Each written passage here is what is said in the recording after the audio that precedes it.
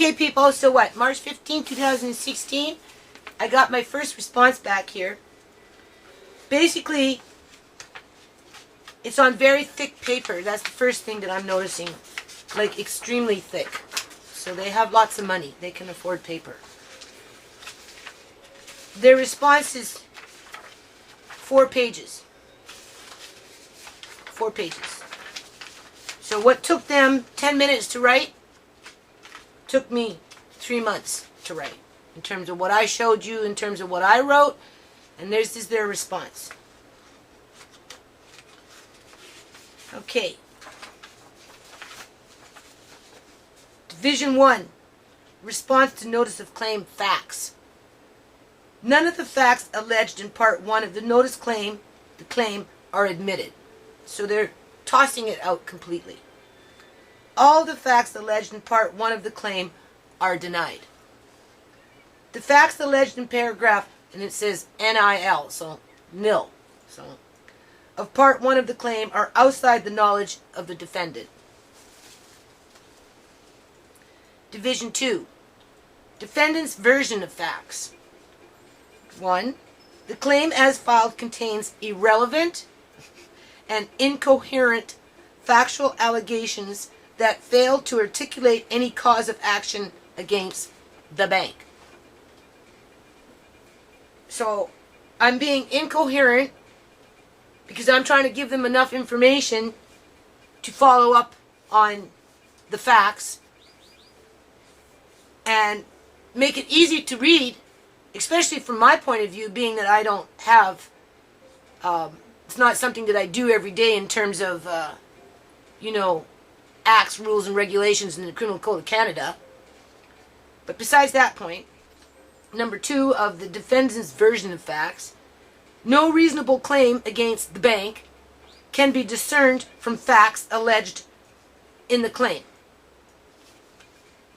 Additional facts. 3, Division 3. The bank does not rely on any additional facts at this time, but reserves the right to amend this response to civil claim to plead material facts. Should the claim be amended and reasonable cause of action against the bank be articulated. So they're basically humiliating me. That's what they're doing, people. They're saying that everything that I wrote was gibberish. That's basically what they're saying.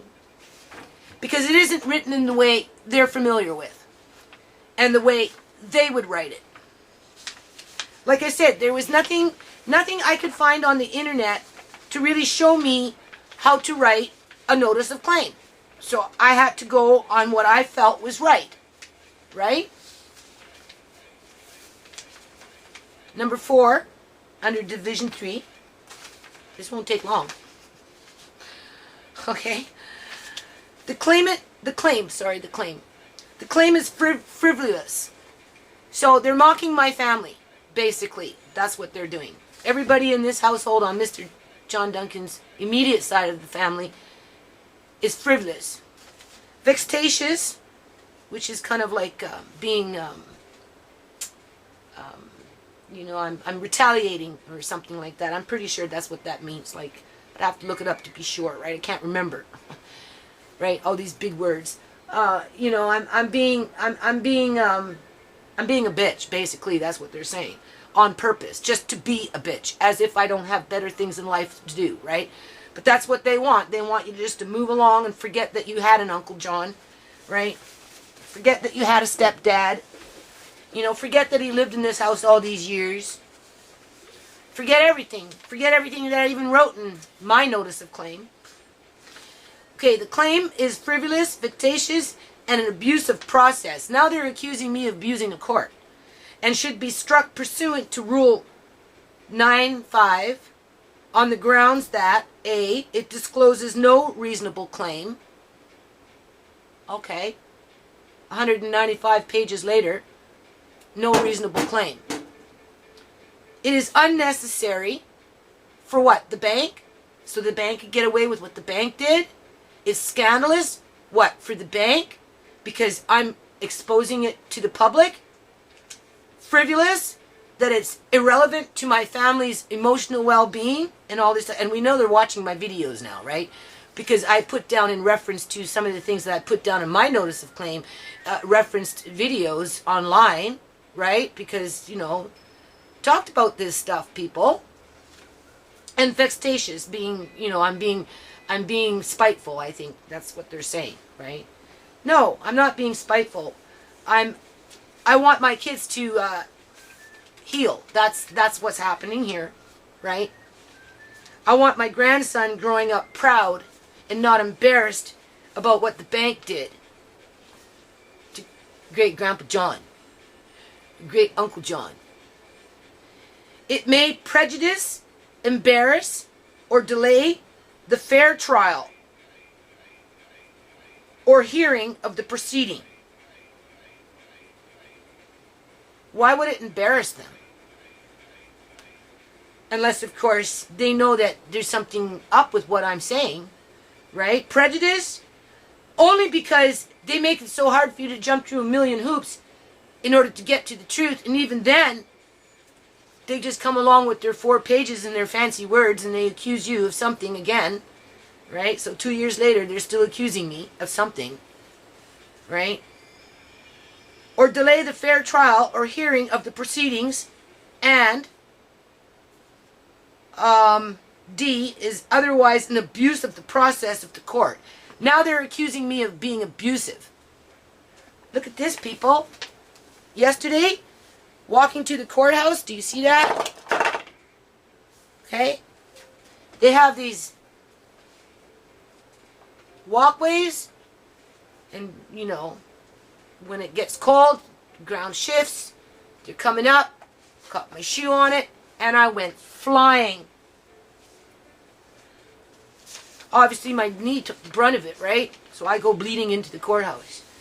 So I'm abusing the court system. I want to go all the way downtown, spend money that I don't have, spend money on paper that I don't have, spend 12 hours at a time in front of a computer that technically I don't have, look at a million books that, you know, with my glaucoma and everything else, and I'm being vexatious, I'm being frivolous, I'm abusing the court system.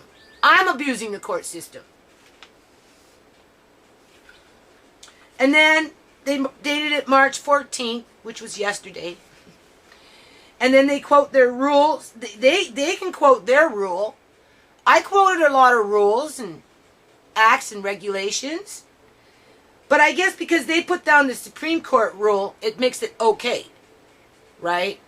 They quoted Rule 7-1 in bracket 1 of the Supreme Court rule states, unless all parties of record consent or the court otherwise orders, each party of the record to an action must, within 35 days after the end of the pleading period.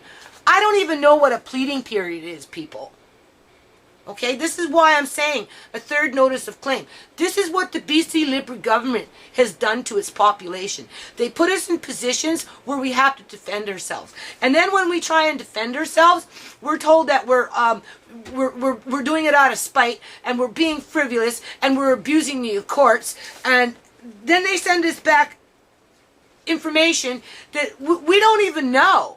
And there's no one there that's going to help us. Can't go to pro bono, right? Pro bono's not going to do this. They don't want to touch elderly law with a 10-foot pole, right? Because it's too many gray areas in there, people. Okay? Unless you got $100,000 to pay a lawyer to fight for you. If you go to a student law, you know, if you try and get a student lawyer to help you.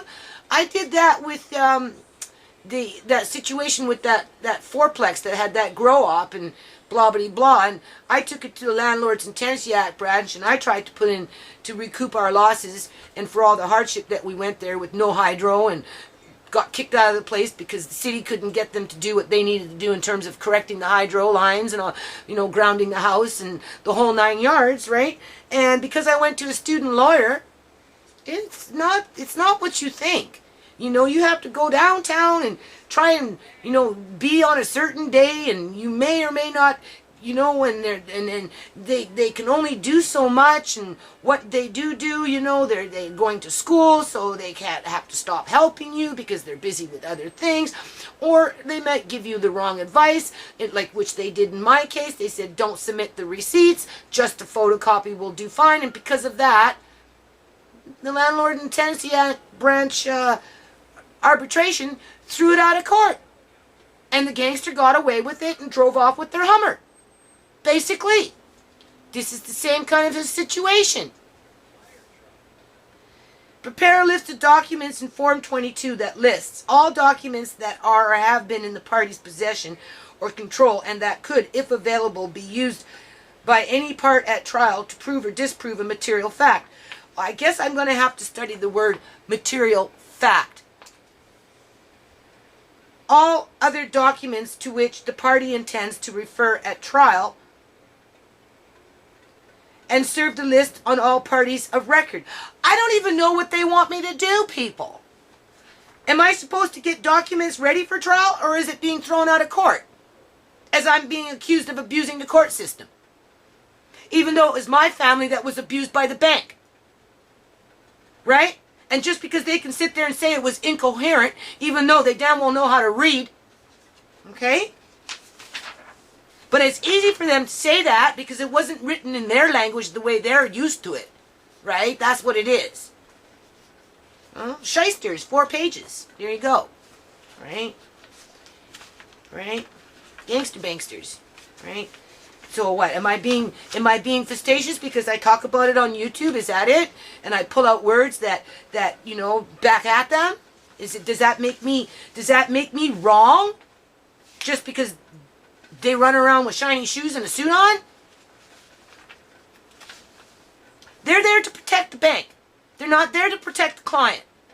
Okay? I pointed that down in my notice of claim. And this is the perfect example of that. They are not there to protect the client. Because every member in my house that has banking, access to a bank, banks with that bank. We are all clients to this bank. Okay? I have been a client to that bank from the day one that John became a client to that bank, because I took Uncle John to that bank. He wanted a bank, I took him to CIBC Bank. Oops. Right? The bank. Right?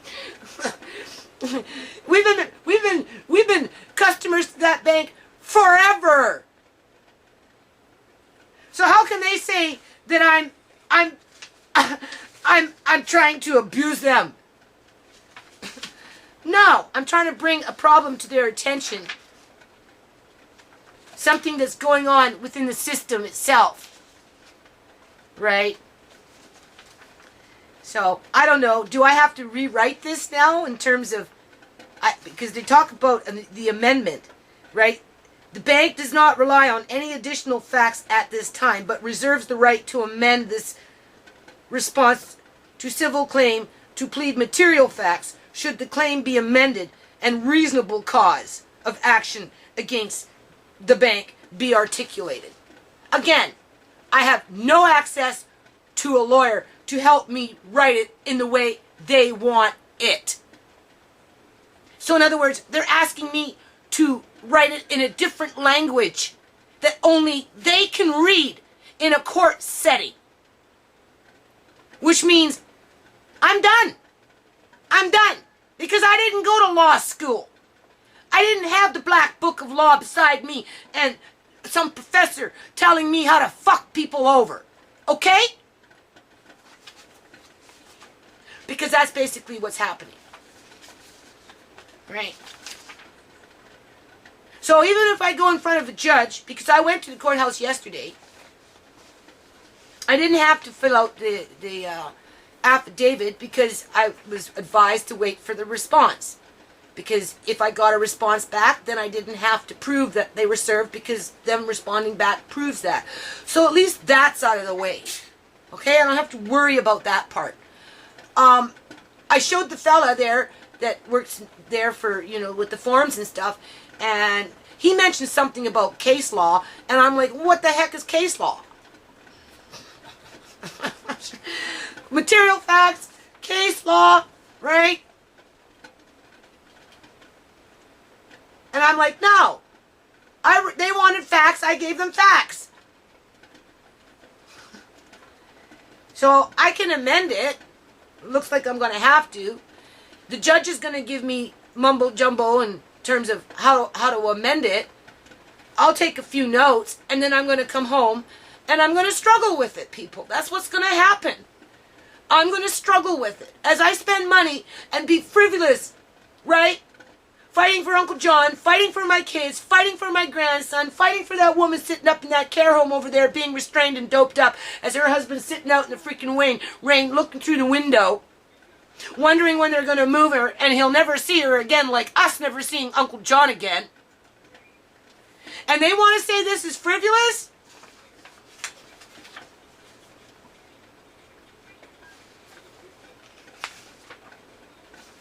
So that's one down, one more to go.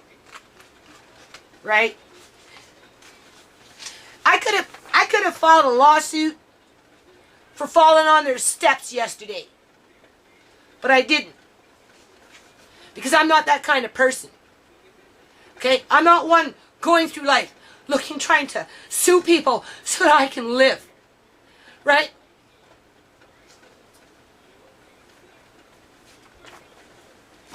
So, I don't know what's coming, people. So, you can see what I'm doing with my jars. I'm going to upload. I'll put this first, and then you're going to see the little stuff that I'm doing with my jars, and then we'll deal with tomorrow when tomorrow comes. I have to go back downtown, like ASAP, because I don't know how many days I have left. Because I took it upon myself to file 2 lawsuits, right? Technically, I don't have to get paperwork until next week for the health authority, and I might have to start typing here pretty soon with my incoherent gibber. I have to do something. I have to go back and find out what I have to do. A requisition. I don't know what I have to do. To be honest with you, I don't even really know what this says. And they want to call me frivolous?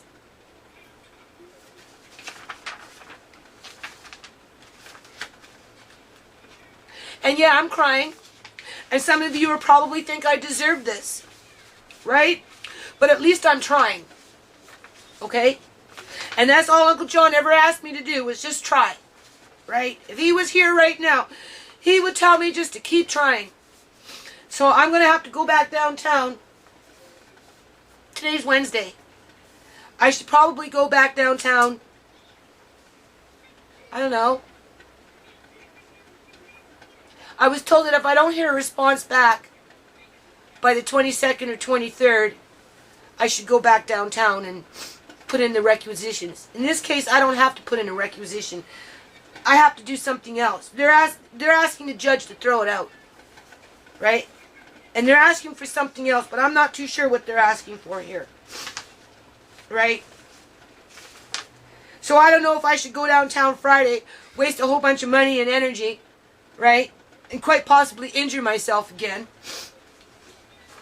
to find out whatever I'm going to find out.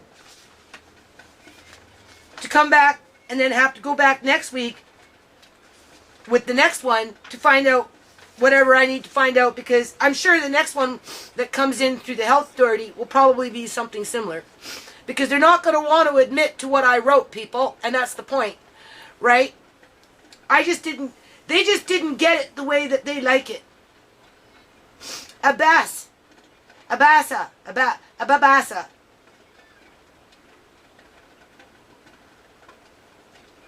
No last names mentioned.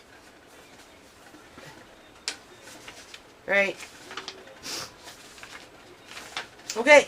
I'm going to go and convert this over and upload it. Okay, people. So this is still March 13th. This is the stuff that I don't want. Obviously, moths got into this jar. Right. I'm not surprised. These types of containers are not. I don't recommend them for long-term storage. Obviously, when I did that one, That's when I did for the crackers. That was one jar that did not survive. That means that when I packed this, somewhere in this, there was a moth. It only takes one moth to do that.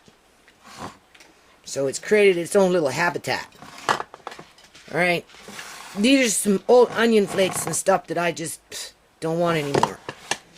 This I think is black olives, but I'm not too sure. I took a bite of it, got scared, and put it back in the container. So, I can't remember. This is why it's important to put things down. I think it's black olives. I think. It's hard to say. It could be tomatoes, and I'm like, ooh. But I took a bite, and it didn't kill me, so. But just to be on the safe side, I'm going to put that into the compost so the worms can eat it.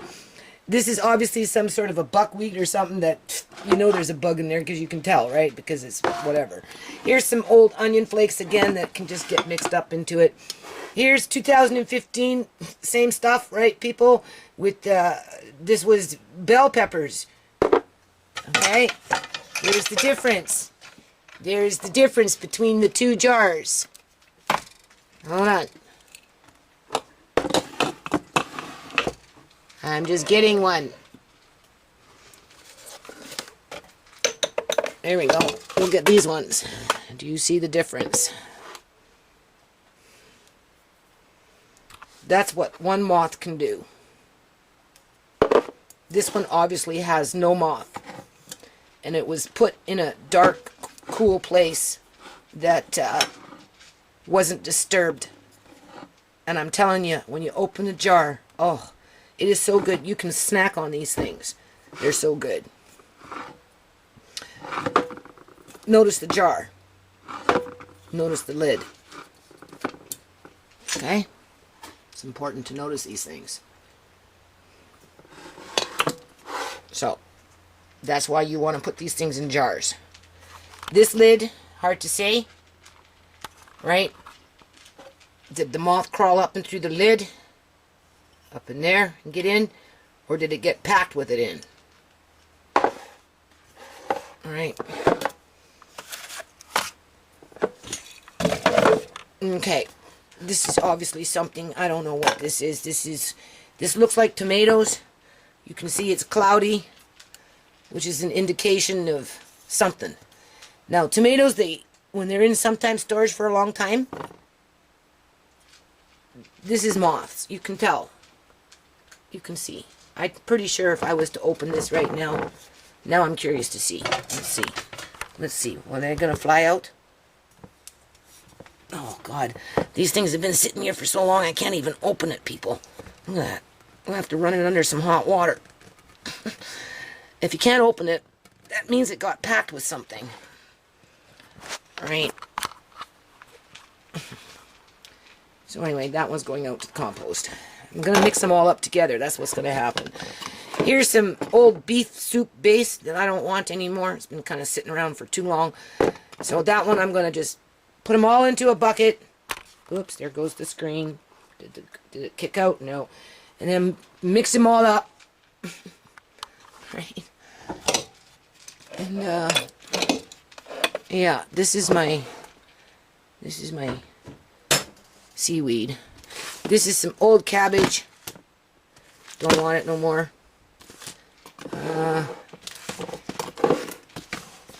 And then this one here. Those are all good.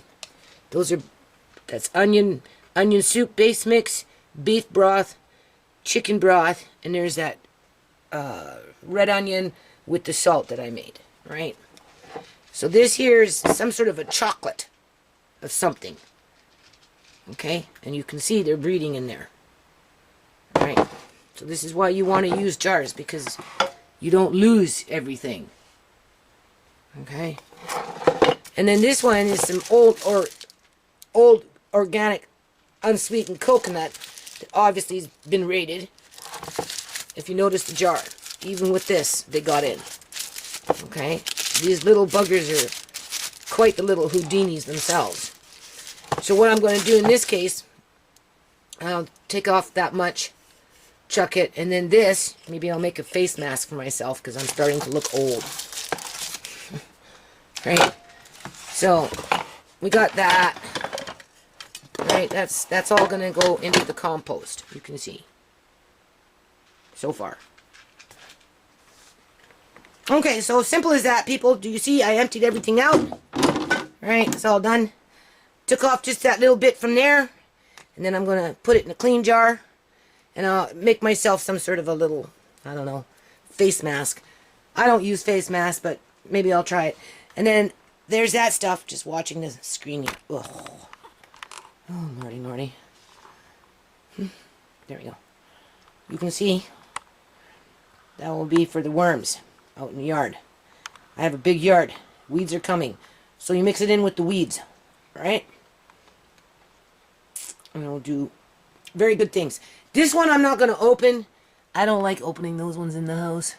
That was just like your typical science experiment. Right? It's its own little habitat. Right? So I would do those ones outside. The other ones weren't so bad. Right? These ones were tomatoes. This tall one here, remember I told you? And what it is, people, is the lid. It's the lid, you can see. They were mothing in there. Right? So anytime you can use mason jars, much better. Harder for bugs to get into mason jars. Although if you put something in there thinking it doesn't have a moth, it only takes one moth. But at least this way, I mean, in terms of wastage, not much compared to everything else I have in the house. Right? Anyway. Hold on. Okay, people, so now it's March 15th. My, how time flies. 2017. Okay? As you can see, those jars that had all those bugs in them, moths, people, have been washed and cleaned. Everything's in a bucket, all mixed up. And I may put in later on, when it comes time to start dispersing that bucket throughout my yard. When I do that, I'll show you what I do. I may take some of that bath salt that has something in it. I have it here.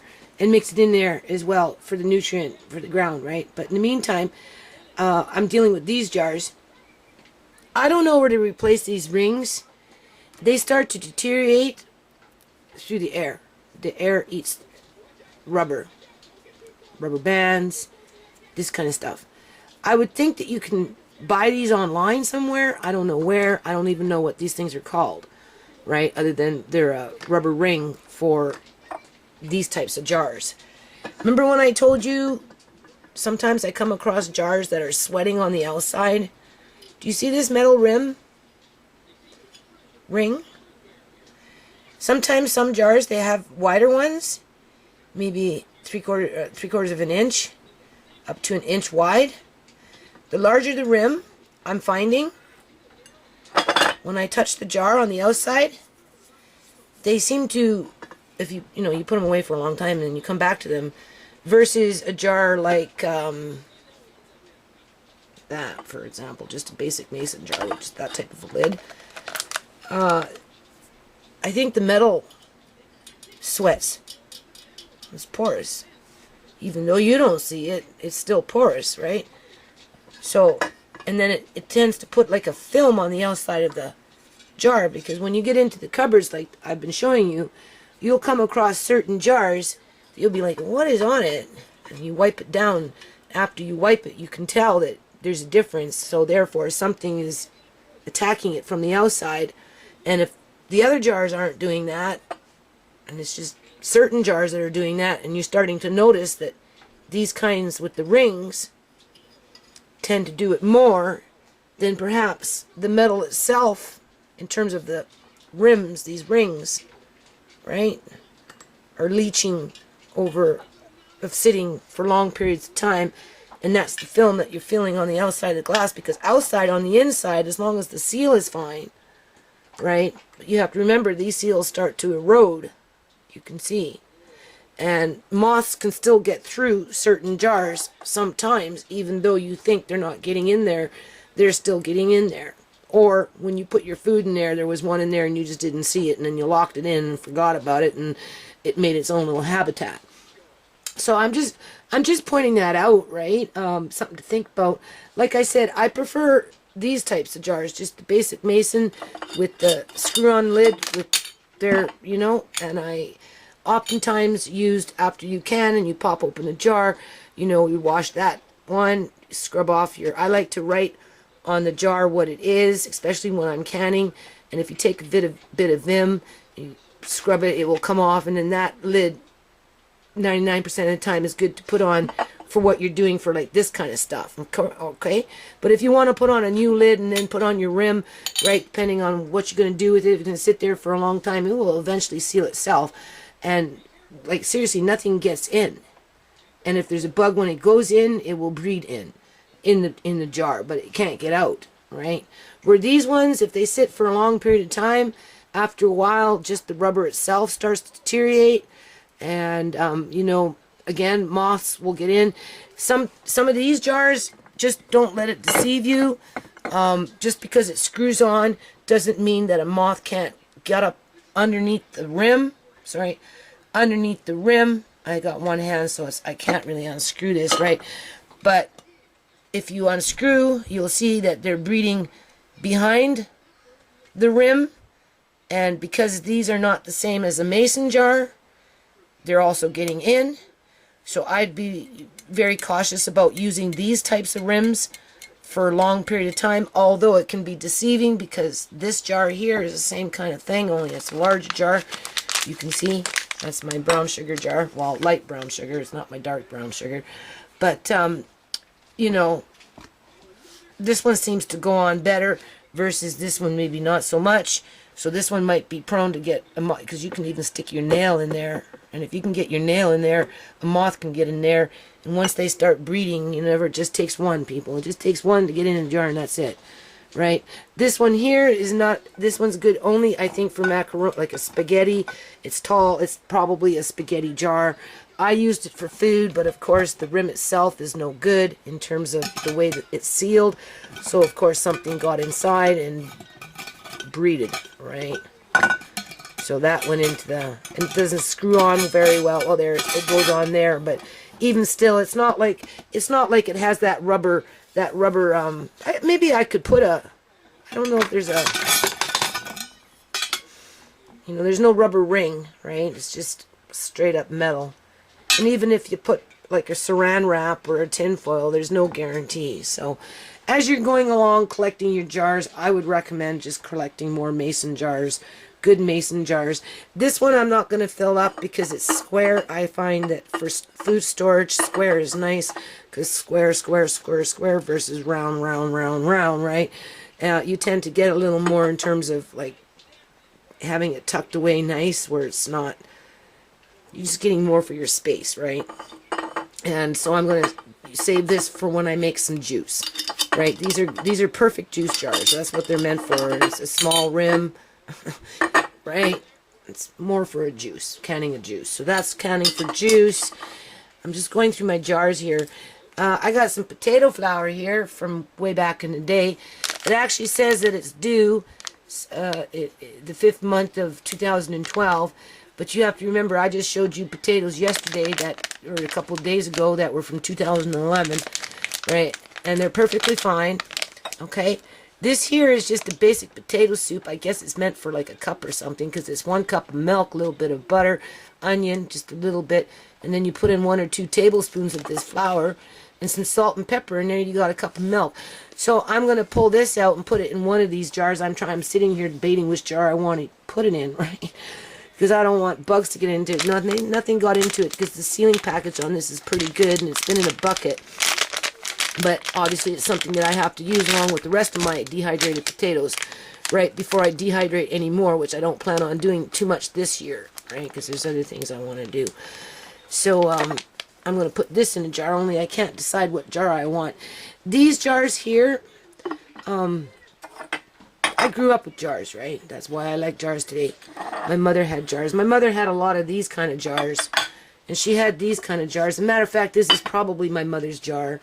Right? This one here is another one that's probably my mother's jar. That's probably my mother's jar. I'm serious. Right? And I'm 55 and my mother's been dead since I've been 25. So that tells you how old some of these jars are, right? But these are probably my mother's jars. I'm pretty sure they're my mother's jars.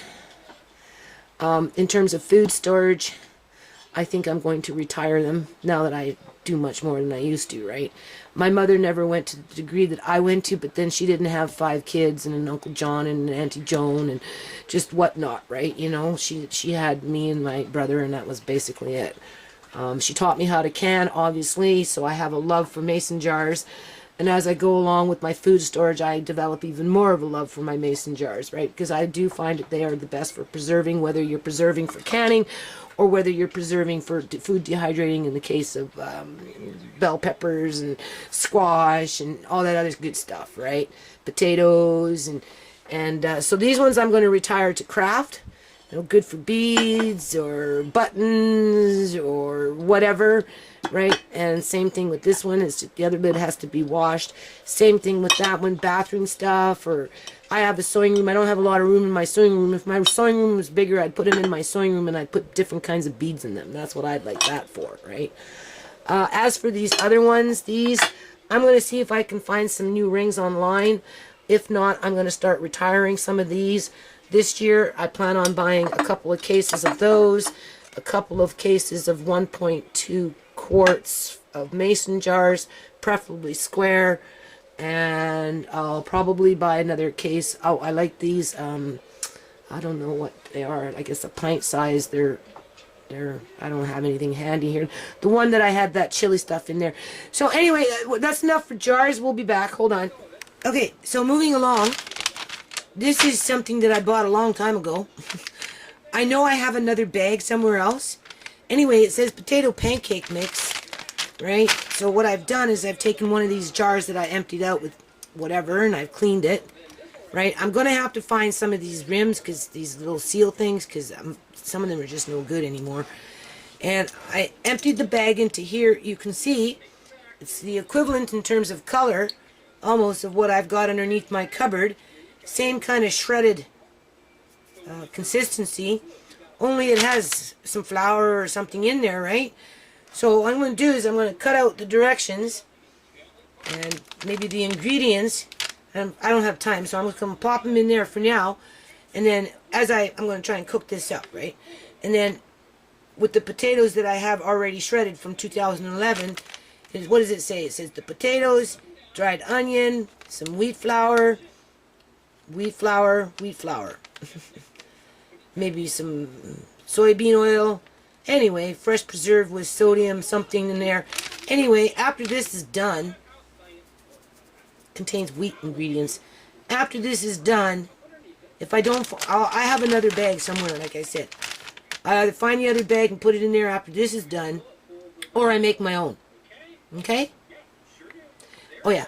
And then these jars here, I don't necessarily like to use these ones. Again, moss can get in depending on what happens with the rubber, right? For some households, for some things, it's fine, but I don't have a lot of counter space, so, and if I put them downstairs, the kids just toss them out into the garage.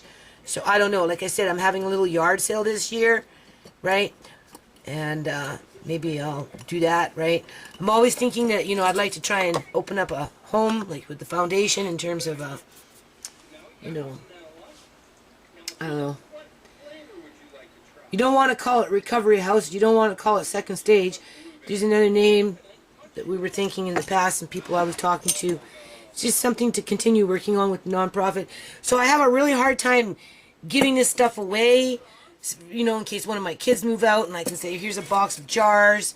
You know, like my mom gave me a box of jars. Something is better than nothing. Or you never know, I might need it because all of a sudden I got the mother load and I'm dehydrating and I need an extra container. But in that case, probably not, because I'm just going to be slowly but surely moving more into, you know, specific jars with specific lids, you know, specific sizes, specific shapes, right? And I'm pretty much maxed out in terms of jars. So, you know, whether I have this up for a yard sale come spring, or whether I put it in a box and try and, you know, store it someplace else in the house until another day, Like I said, maybe one of my kids might move out and I can give them some jars. But it's not a jar that I'm going to be using. So as I'm finding these particular jars, which have stuff in them, obviously I'm cleaning them, making sure they're completely dry, making sure the rings are completely dry, and then eventually they're going to go into storage, right? Until such time I do something else with them, right? What I had in there was this. Don't get me wrong, it works, people. That's beets and vegetables from 2011. Right, so we're going to finish that up.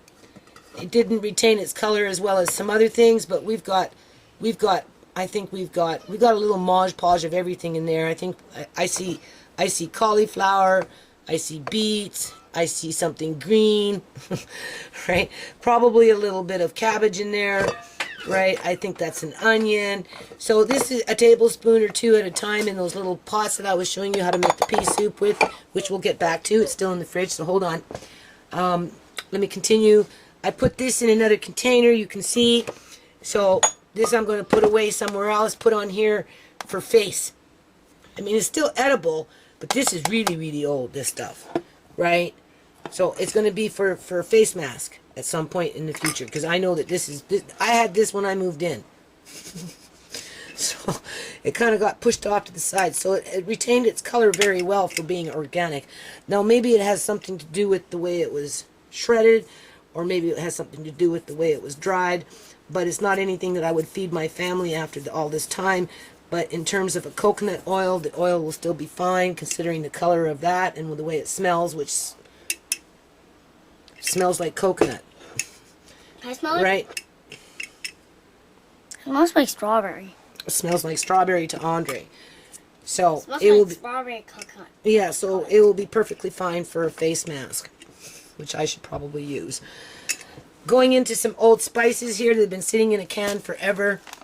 Starting to put them in other jars as I'm emptying out jars. Here's a taco spice, right? And then we've got Cajun spice. This is lemon herb. This is quite tasty, actually. Open this. Right? So that... Who opened this? Andre, I'm talking, please. I opened it. Why? Again, food storage. So what you do in this case, obviously I'm trying to decide what jar I want it in, right? You know, that's what I'm doing. I have a couple of more of those in a bin. That's sealed from moss, right? And, you know, you just cut them into little pieces, little squares. And you can put them in cookies or whatever, right? I've already eaten them. They're quite fine. So, we'll be back. Hold on.